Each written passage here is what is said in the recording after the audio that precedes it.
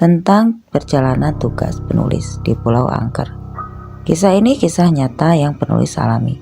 Mohon maaf, ceritanya lumayan panjang dan semoga berkenan. Di tahun 2001, hari Senin, hari yang sangat penuh kesibukan dalam lingkungan pekerjaan. Demikian pula di tempat aku bekerja. Aku bekerja di kepolisian dan bertugas di Pulau Batam.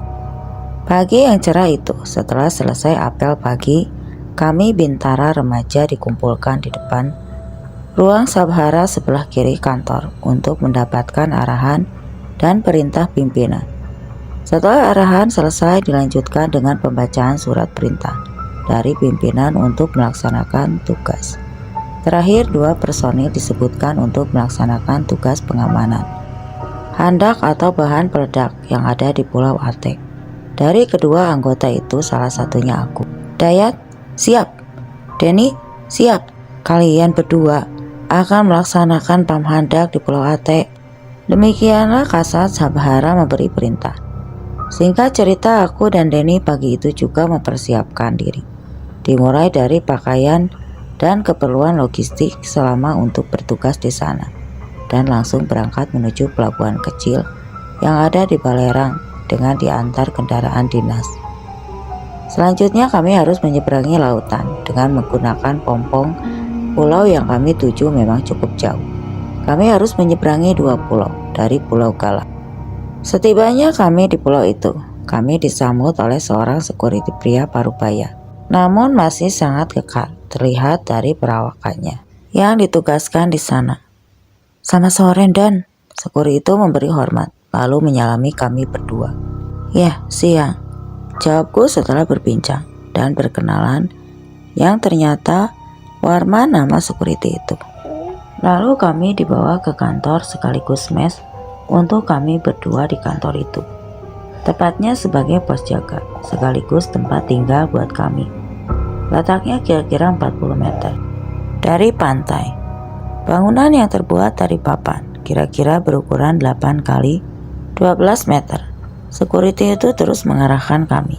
Izin, Dan, ini kamar tidurnya buat istirahat, dan kamar mandi ada di belakang pos ini. Demikianlah security itu menjelaskan satu persatu tiap sudut bangunan ini, yang semua terbuat dari papan. Tidak terlalu buruklah untuk tempat tinggal di pulau terpencil seperti ini, pikirku. Setelah aku letakkan tas ransel di kamar pos itu, lalu aku keluar dan sejenak aku mengobrol dengan security itu di depan pos. Oh iya, Pak, bisa Kak kita sekarang survei lokasi handaknya? Mumpung masih sore, lebih baik kita keliling dulu, ucapku kepada Pak Warman. Siap, Dan. Tanpa banyak cerita, Pak Warman membawa kami menuju gudang handak tersebut yang letaknya tidak jauh dari pos jaga. Sepanjang perjalanan kami mengobrol, membahas tentang tugas di pulau itu, hingga tepat di suatu area di mana terdapat sebatang pohon beringin yang luar biasa besar dan rimbun.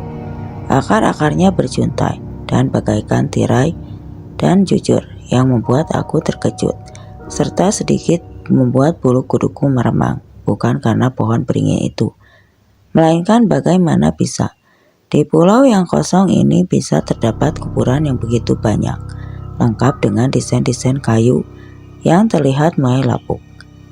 Tentu saja pemandangan itu merangsang mereka untuk bertanya, kok di sini banyak kuburan? Emang di pulau ini dulunya ada pemukiman penduduk ya, Pak? Siap. Tidak, Pak. Ini kuburan korban kapal tenggelam, Pak, sambungnya. Oh, begitu. Mendengar penjelasan Pak Warman, tiba-tiba aku seperti berimajinasi. Seperti aku melihat dan mendengar kepanikan ketakutan ratusan orang, lelaki, perempuan, dan anak-anak. Jerit tangis ketakutan terdengar dari mulut mereka. Tolong! Terlihat seorang lelaki terjatuh dan seketika pria bule itu terhempas. Dan nahasnya tubuhnya tertancap besi.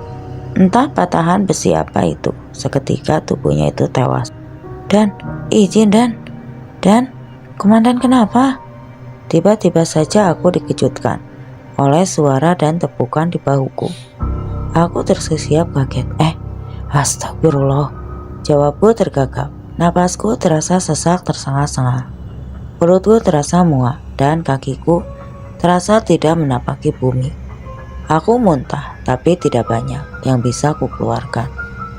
Melihat kondisiku yang tiba-tiba saja tidak baik, Pak Warman dan juga letting cook Denny sontak jadi panik.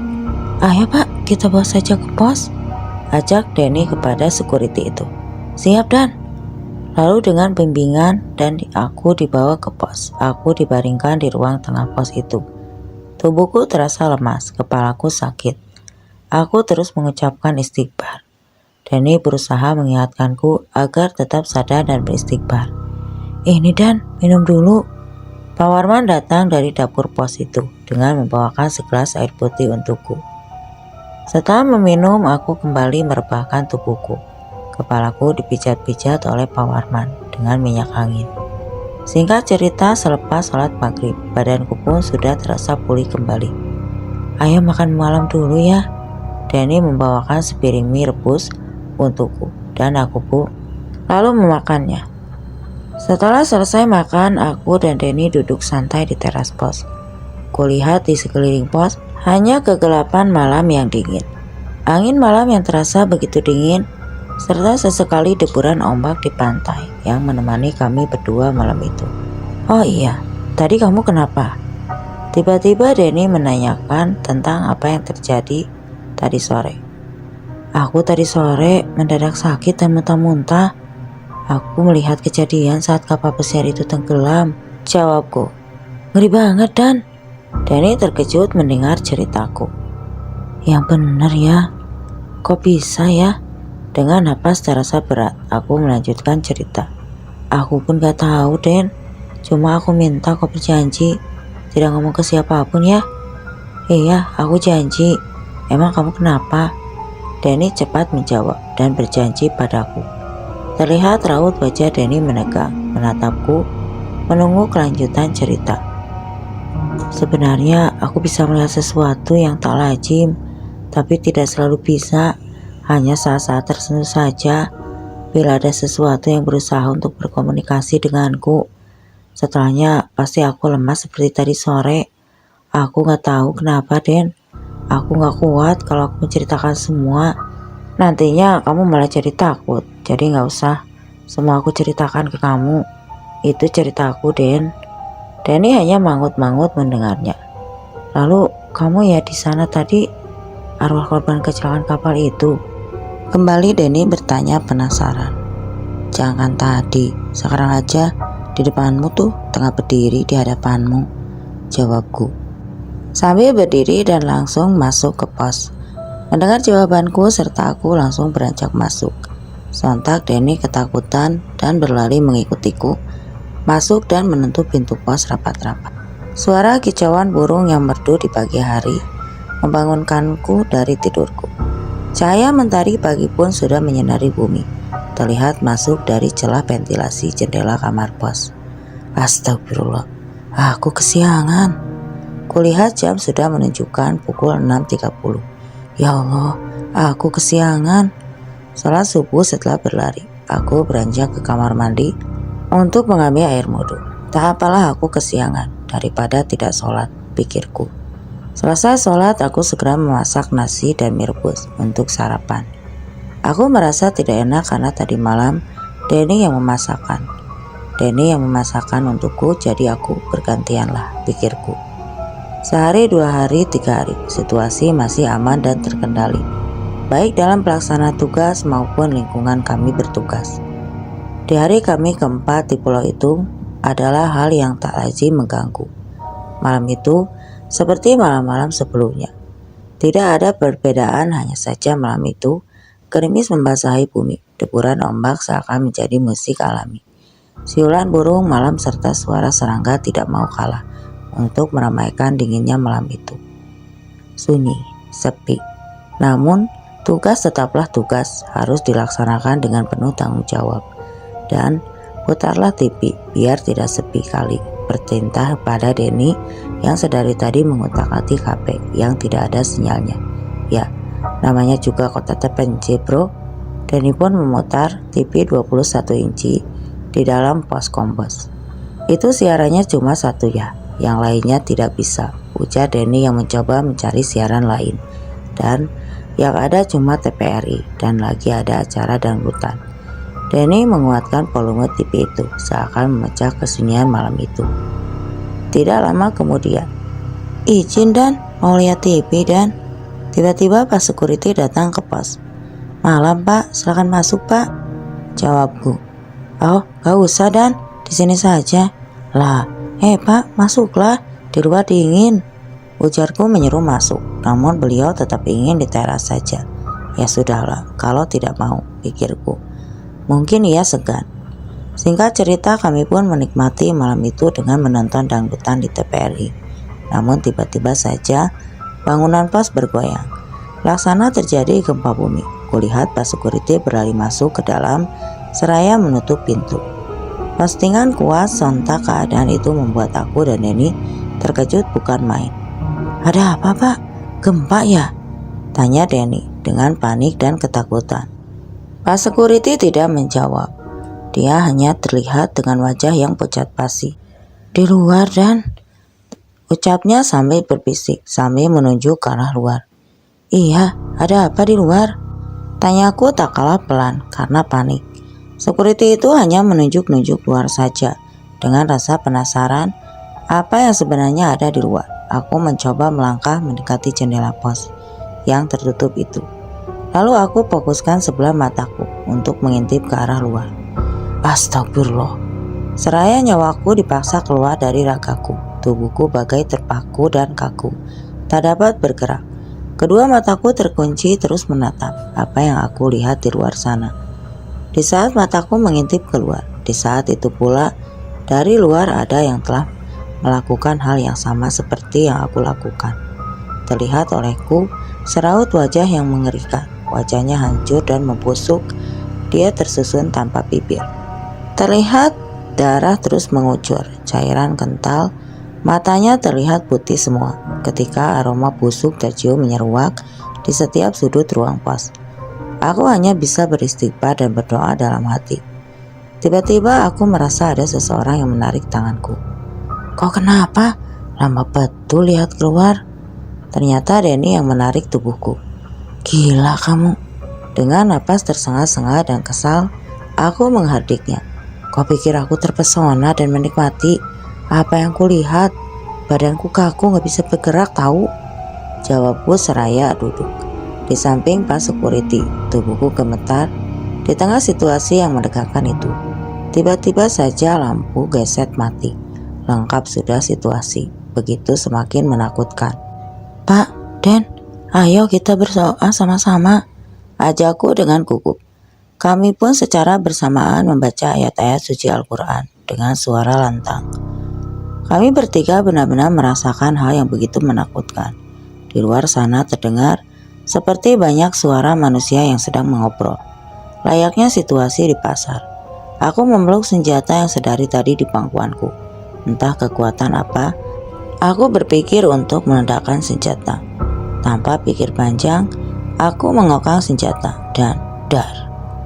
Senjata pun meledak, hening, tidak ada suara apapun yang kudengar dari luar selain suara angin malam dan deburan ombak. Gila kamu Yat, kenapa ledakan senjata di sini? Bisik Denny kepadaku. Diamlah daripada kepala kau yang kuledakan, jawabku kesal. Cepat kau ambil teropong, perintahku. Untuk apa ini? Denny bertanya. Untuk meropong hidungmu Peko. Aku benar-benar dibuat kesal oleh Denny saat itu. Ya itu untuk melihat keluar lah. Kalau bukan pakai itu, mau pakai apa coba? Melihat keluar yang gelap, sambungku. Denny pun dengan sedikit terperangkap karena gelap dan ketakutan mengambil teropong dan menyerahkannya kepadaku. Benar-benar kau ya. Kenapa pula kau kasih sama aku? Yang kau lihat situasi di luar sudah aman gak? Hardiku. Kau aja lah yang lihat, aku takut. Jawabnya dengan sangat kesal. Akhirnya aku juga yang melihat situasi di luar dengan menggunakan teropong itu. Alhamdulillah, aman. Aku menghirup napas lega setelah aku pastikan situasi di luar aman. Pak, ayo segera hidupkan mesin genset kita. Ayo, saya antar, perintahku kepada Pak Security itu, yang sedari tadi meringkuk di sudut pos. Bapak Security itu pun dengan ragu menuruti perintahku. Singkat cerita, lampu genset pun hidup kembali. Lalu aku ke dapur dan mengambil sebungkus garam kasar. 2 peluru dari magazin. Den, ambil kantang 2 di gudang mesin genset, perintahku. Kali ini Denny tidak berani lagi menjawab, apalagi membantahku. Lalu dengan menggunakan 2 tang, aku membuka peluru itu, mengeluarkan isinya. Lalu itu aku campurkan dengan garam. Setelah itu, aku aduk. Kemudian aku keluar pos menaburkan garam dicampur mecin. Sekeliling pos setelah selesai, aku pun kembali masuk ke pos. Pak, malam ini Bapak tidur di sini saja ya? Siap, Dan, jawab security itu, spontan tanpa keraguan. Hingga mulai dari keesokan hari dan selanjutnya tidak ada lagi gangguan apapun. Hanya setiap maghrib ku dengar suara riuh dan jeritan histeris dari puing-puing kapal pesiar itu. Kapal pesiar itu memang tenggelam tidak lama. Semua tenggelam melainkan bagian belakang yang tenggelam, sehingga posisinya seperti tersandar, serta bagian ujung depan kapal itu terlihat di pantai. Apalagi saat air laut surut. 23 minggu sudah berlalu, aku dan Denny menjalankan tugas di pulau itu. Segala kebutuhan logistik pun kami sudah hampir habis. Helikopter yang biasa datang untuk mengantar kebutuhan, pengamanan serta pengecekan tak juga datang saat itu. Kami benar-benar bagai cerita di film yang terdampar di pulau kosong. Tanpa makanan, kondisi psikis kami mulai kacau dan emosional tinggi. Hal sepele saja kami berdua bisa selisih paham. Kalau saat ini teringat masa itu, terkadang aku tertawa lucu. Belum lagi fisik kami sudah tak karuan. Rambut, kumis, dan jenggot liar tak jelas untuk sekedar mengisi perut yang lapar. Kami di sana mulai mencari apa saja yang bisa kami makan. Di pantai saat itu, air mulai surut di sana. Banyak yang bisa kami manfaatkan, seperti karang gurita dan ikan-ikan karang dengan cara ditombak. Suatu hari yang cerah dan tenang, namun dalam kondisi perut kami yang tak bisa lagi tenang karena menahan lapar. Titik-titik di saat kami tengah duduk-duduk di tepian laut. Kulihat di lautan pompaan pelayan yang tengah mencari ikan. Melihat hal itu secara mendapatkan secerca harapan di dalam kehidupan. Aku berdiri dan berteriak sekuat tenaga. Aku berteriak dan melambaikan tangan. Kulihat nelayan itu memalingkan kepalanya, memandang ke arah kami. Aku kembali melambaikan tangan, namun sepertinya dia tidak berminat menghampiri kami, bahkan menjauhi kami. Aku sangat kesal. Tanpa ragu lagi, aku kokang senjata dan buah senjata aku ledakan ke arah langit. Akhirnya usahaku membuahkan hasil. Nelayan itu membelokkan kemudian dan menghampiri kami dengan raut wajah yang pucat pasi, serta tubuh gemetaran. Nelayan itu menyandarkan pom-pomnya. Enggak, kami ini bukan perampok atau penjahat. Kami anggota polisi yang sedang bertugas di sini. Ayo berdiri, ayo turun ke sini, ujarku kepadanya. Namun satu hal yang wajar, nelayan itu takut pada kami karena dia tidak tahu kalau kami polisi. Kami bukan penjahat. Iya Pak, jawabnya dengan gugup. Sudah, santai saja, jangan takut. Sinilah, ujarku meyakinkannya. Dengan badan masih terlihat gemetaran, ia pun mendekat. Pak, maafkan saya ya, yang sudah bikin Bapak takut. Tapi tak ada cara lain supaya Bapak mau datang ke sini. Ujarku mohon maaf atas caraku memanggilnya. Pak, kami di sini sedang bertugas dan saat ini kami kehabisan bahan makanan. Kami di sini tak ada alat transportasi juga, komunikasi. Jadi tujuan saya memanggil Bapak untuk meminta tolong. Sambungku memberi penjelasan. Akhirnya nelayan itu pun menganggukkan kepala, tanda mengerti. Rumah Bapak di mana? Tanyaku kepadanya, sekedar mencari tahu dan mencairkan suasana yang tegang. Dan caraku berhasil. Di sana Pak, dekat Pulau Nguan, jawabnya secara menunjukkan jari jempol ke arah satu pulau di seberang sana. Singkat cerita, aku pun meminta tolong untuk dibelanjakan kebutuhan tentunya. Kami harus memberi jasa nelayan itu, tapi tidak masalah. Yang penting kami bisa makan. Bahkan aku memberikan BBM 1 jerigen besar untuknya, karena kami punya stok banyak minyak solar. Pukul 5 sore nelayan itu kembali dengan semua pesanan. Yang kali ini nelayan itu datang bersama anak laki-lakinya yang berusia 12 tahun. Sebut saja namanya Samin. Samin anak yang baik dan sopan, sehingga cepat akrab dengan kami. Singkat cerita, mulai saat itu para nelayan dengan Samin sering singgah di pulau itu bila sedang mencari ikan di dekat pulau itu. "Pak, nanti malam saya nak cari sotong atau cumi-cumi. Kat sini, Bapak nak ikut dengan kami. Sedap Pak, banyak." Suatu hari nelayan itu mengajak kami menangkap sotong.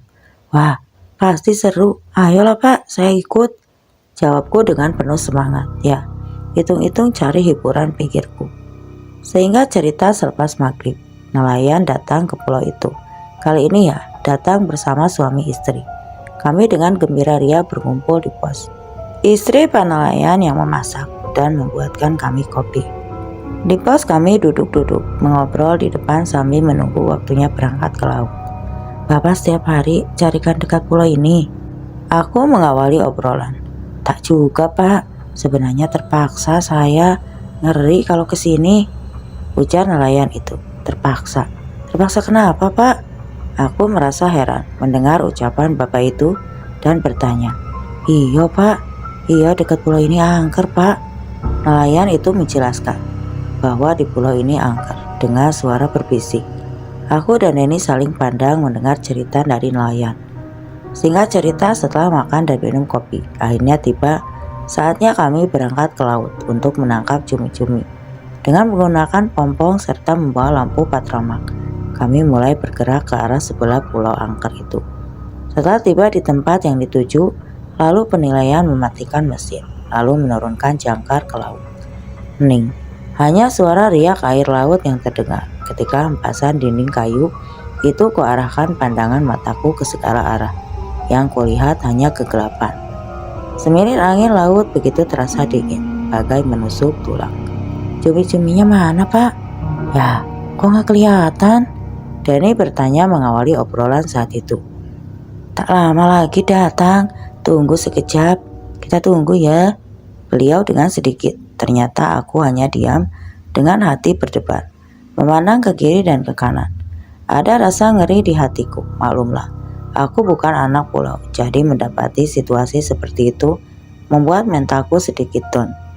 Tidak lama berselang aku melihat di permukaan laut banyak siluet-siluet berwarna putih berkilauan, dan terus semakin banyak. Tentu saja pemandangan aneh itu memancing pikiranku untuk bertanya, "Pak, apa itu?" Seraya aku menunjuk ke permukaan laut. "Ah, itulah cumi-cumi Pak," jawabnya singkat, dan ternyata yang terlihat olehku adalah dumpulan cumi-cumi yang datang berkumpul di dekat cahaya lampu patromak. Aku betul takjub melihat begitu banyak cumi-cumi seakan mengepung pompang kami dengan sangat hati-hati. Para nelayan mulai bergerak, hendak menangkap cumi-cumi itu dengan tangguh dan gagahnya. Panjangnya ia berdiri dan truk dari arah berlawanan. Para nelayan itu menggaruk cumi-cumi sekali tangkuk, nyaris penuh tanggung besar itu dengan cumi-cumi. Cumi-cumi itu kemudian dijatuhkan di dak pompong, sangat luar biasa. Seumur hidup baru kali itu aku melihat cumi-cumi hidup sebanyak itu. Pak nelayan beberapa kali melakukan itu, hingga dak pompong itu nyaris penuh. Aku sangat senang melihatnya. Setelah beberapa kali menangkap, nelayan terlihat kelelahan dan istirahat dulu. Aku dan Denny iseng mengambil beberapa untuk dibakar dengan cara ditusuk dengan lidi, lalu dibakar di atas lampu patromak secara bergantian dengan Denny. Aromanya sangat harum, rasanya sangat gurih dan manis. Maklum, cumi-cumi segar yang baru saja ditangkap. Sehingga cerita malam itu pun sangat menyenangkan. Terlihat para nelayan hanya diam terpaku melihat kami yang tengah berbahagia. Sesekali kulihat gerombolan cumi-cumi di laut bukan berkurang setelah kami tangkap, melainkan semakin banyak. Masya Allah, hingga laut terlihat putih dengan kilauan-kilauan cumi-cumi itu berputar, membentuk bukit-bukit kecil hingga naik dari permukaan air laut hingga benar-benar indah bagi atraksi.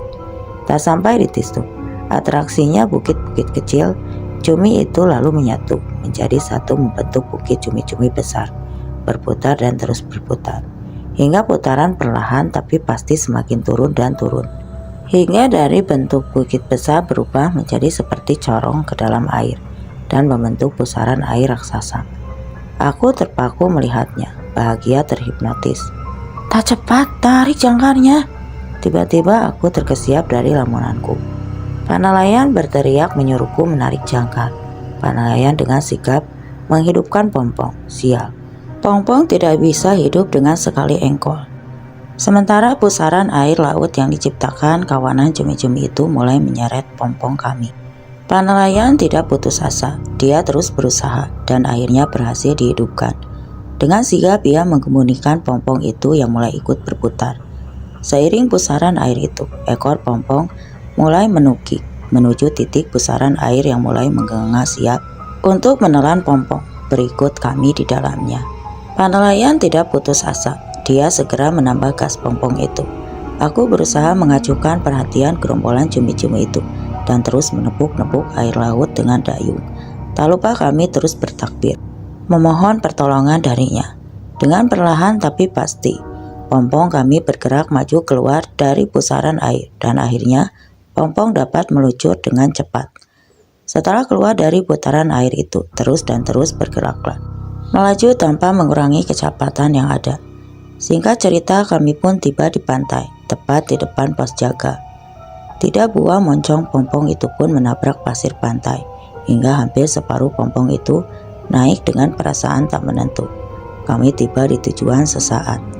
Tak satu pun dari kami beranjak turun, kami hanya duduk terdiam di tempat masing-masing di atas pompong itu.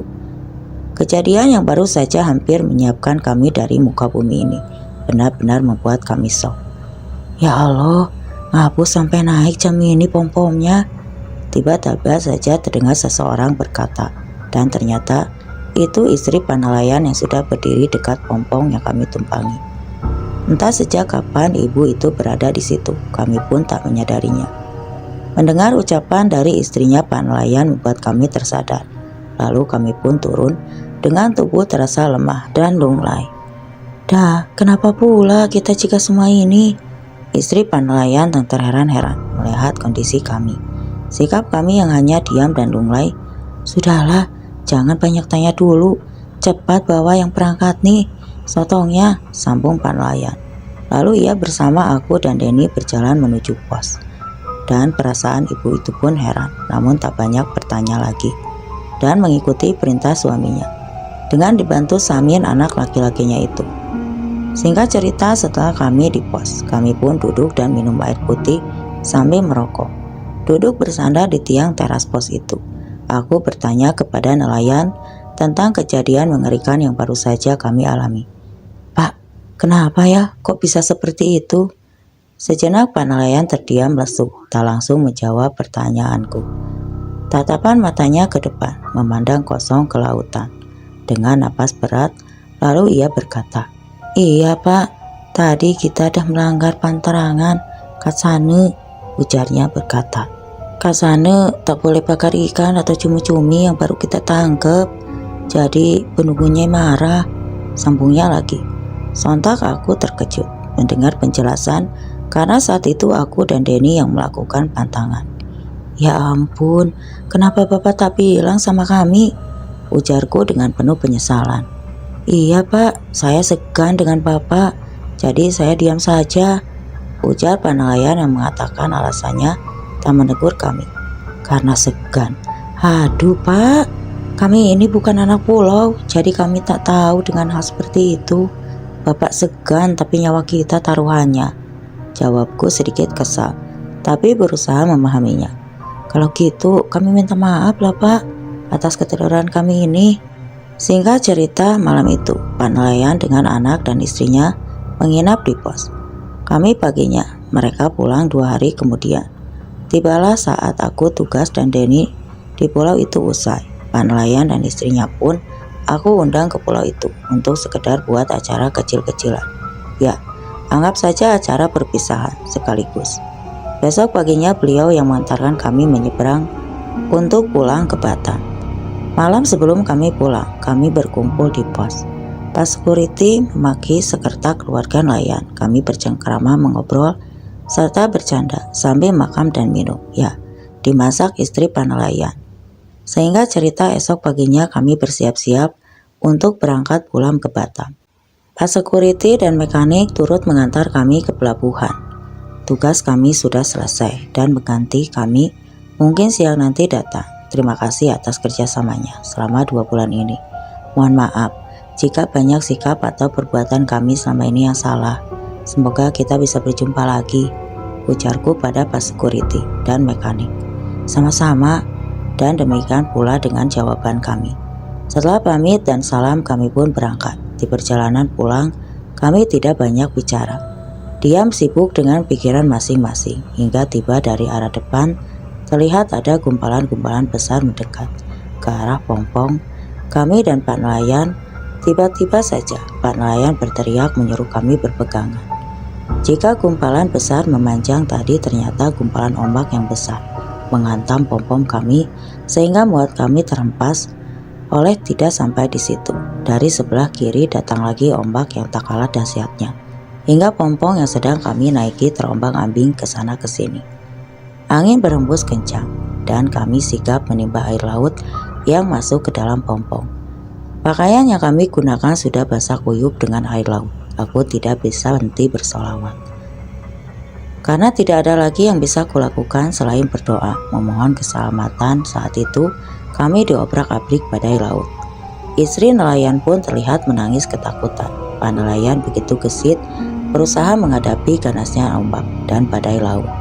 Tiba-tiba tegangan dari pagiu dalam Pompong ditabrak ombak besar dari arah depan, sehingga membuat ujung bagian depan Pompong kami pecah.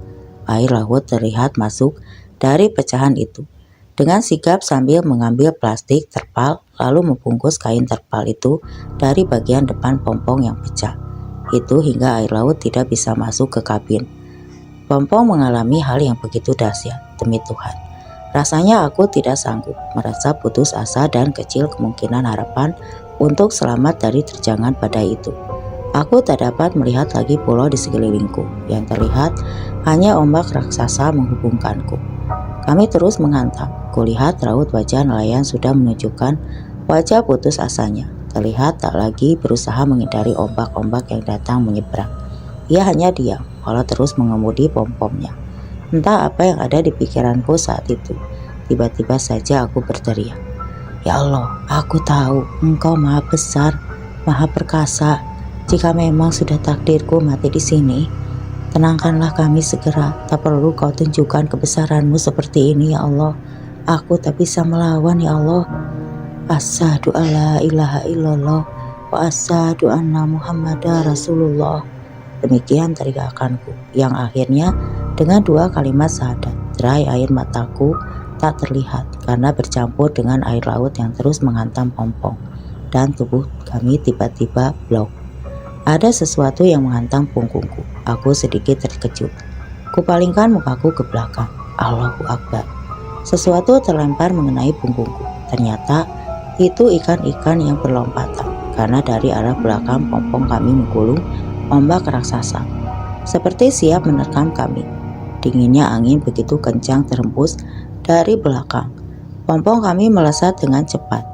Ibu sang itu sering dorongan ombak itu, kami semua sudah pasrah dan hanya bisa memejamkan mata saja. Mungkin inilah takdirku. Dar. Tiba-tiba terdengar hantaman. Aku terpejam. Aku mendengar dan merasakan ada benturan keras. Namun aku tak punya keberanian untuk membuka kedua mataku ini. Aku dengar suara ombak dan badai lagi di telingaku. Tak kurasakan pula dinginnya angin serta semburan air laut ke tubuhku. Cepat oleh yang kudengar justru suara riuh manusia berbicara. Perlahan kubuka mataku ini. Usah bukan pandangan sekelilingku. Banyak orang yang berdatangan berusaha menurunkan kami dari Pompong itu. Kulihat beberapa orang membopong istri Pak nelayan, ya entah pingsan atau bagaimana, aku tidak tahu. Ada pula seorang pria yang menuntun anaknya Pak nelayan. Denny terlihat lagi olehku di mana. Dia terakhir seseorang mendatangiku hendak menolong, namun aku menolak karena aku masih mampu berdiri dan berjalan. Walau kakiku gemetaran, kami dibawa ke pelabuhan. Kulihat di sana sudah ada para nelayan beserta istri dan anaknya. Kulihat juga Denny sudah duduk dengan wajah pucat. Ternyata kami selamat, yang tidak pernah tahu bagaimana prosesnya, walau alam. Singkat cerita, setelah diberi minum teh hangat serta berganti pakaian, alhamdulillah, tubuh dan kesadaran kami sudah mulai pulih.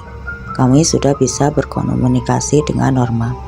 Jika orang-orang yang ada di pelabuhan itu mengajak bicara, tiba-tiba Pak nelayan yang saat itu berada di sampingku berbisik di telingaku. Sebelumnya, saya minta maaf, Pak. Bapak ada tak saya mengambil sesuatu dari pulau itu dan dibawa pulang? Hah? Aku mengerutkan keningku. Tanda tak paham dengan apa yang dimaksud. Maksud Bapak apa? Tanyaku tak mengerti. Ya, enggak Bapak atau teman Bapak dari pulau itu dan dibawa pulang, jelasnya. Aku menggelengkan kepala. Tidak Pak, saya tidak bawa apa-apa selain barang-barang saya, jawabku. Emang kenapa? Tanyaku pada Pak nelayan. Saya yakin apa yang terjadi dengan kita ini karena ada sesuatu yang salah, mulai dari kejadian-kejadian sebelumnya, tuturnya pula. Tanpa sengaja aku melirik ke arah Denny yang tengah duduk sendiri sambil terus memandangi jari manisnya. Denny tengah memperhatikan cincin yang ia pakai. Sejenak aku berpikir, seingatku Denny tidak pernah memakai cincin sewaktu berangkat. Cincin dari mana dia ya? Pikirku. Dan di sini, aku memanggil Denny dan menyuruhnya mendekat. Den, kau jawab dengan jujur, tanyaku kepadanya. Ku tatap dengan tajam matanya, ia sedikit canggung. Ku pandang demikian. Iya, ada apa? Jawabnya bingung. Kau dapat cincin itu dari mana? Tanyaku dengan sedikit menekankan. Kulihat sebuah cincin perempuan dengan batu permata berwarna biru muda sangat indah. Cincin itu walau modelnya terlihat kuno. Ditodong pertanyaan seperti itu, Denny sedikit terkejut dan bingung. Cincin ini aku dapat di bawah pohon beringin di pulau itu waktu kita baru sampai dan kau sakit itu, jawabnya gugup. Lah, bego kamu. Dengan emosi aku menamparnya. Mendapat tamparan yang tiba-tiba dariku. Sontak Denny pun terkejut. Kenapa kamu menamparku? Tanyanya kesal. Masih untung cuma ku tampar. Gara-gara kau ambil barang ini, kita semua biar mati. Tahu gak kau? Jawabku balik menghadiknya. Sekarang lepaskan itu. Tanpa banyak bicara, cincin itu dilepas dan disegerahkan kepadaku. Terasa bahwa hawa panas di genggamanku yang berasal dari cincin itu. Lalu kuserahkan ke Pak nelayan.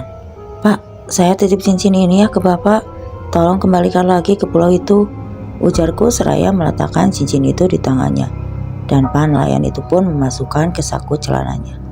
Setelah menyerahkan dan meminta tolong kepada Pak nelayan untuk mengembalikan cincin itu, aku teringat kepompongnya Pak nelayan yang rusak parah. Oh ya Pak, kita cari orang di sini yang bisa memperbaiki pompong Bapak karena sepertinya rusak parah, sambungku kepadanya. Tak perlu Pak, biar saya saja yang perbaiki sendiri. Pak nelayan dengan halus menolak tawaranku, tapi aku merasa kasihan sama beliau. Lalu aku berinisiatif mencari orang yang bisa memperbaiki pompong itu. Singkat cerita aku mendapatkannya. Setelah nego harga, langsung aku biarkan semua biayanya. Selain uang, jasa antar kami, publik juga sedikit tambahan buat beliau, serta uang makan buat mereka. Selagi pemborongannya sedang diperbaiki, berhubung kami harus segera kembali ke kesatuan, aku pun pamit kepada mereka. Terasa begitu haru. Saat itu, pasangan suami istri itu menangis melepaskanku. Kami berpelukan sebelum berpisah. Mbak, saya mohon maaf lahir batin ya. Jika banyak salah saya selama ini, saya banyak menyusahkan Bapak dan Ibu. Jasa Bapak dan Ibu tidak akan pernah terlupakan selama hidup saya, ujarku kepada beliau. Tidaklah Pak, saya tidak pernah merasa disusahkan. Kami senanglah dengan Bapak, sebagaimana pernah berjumpa polisi baik seperti Bapak, jawabnya di sela isak tangisnya. Setelah itu aku dan Denny berangkat, dan ketika bersalaman dengan istrinya, diam-diam aku selipkan sejumlah uang dalam amplop ke atas tas ibu itu. Kuniatkan untuk membantu Samin, anak yang baik dan hebat. dan selesai. Oke, terima kasih untuk para sahabat yang sudah mampir ke channel ini. Dan sekali lagi terima kasih.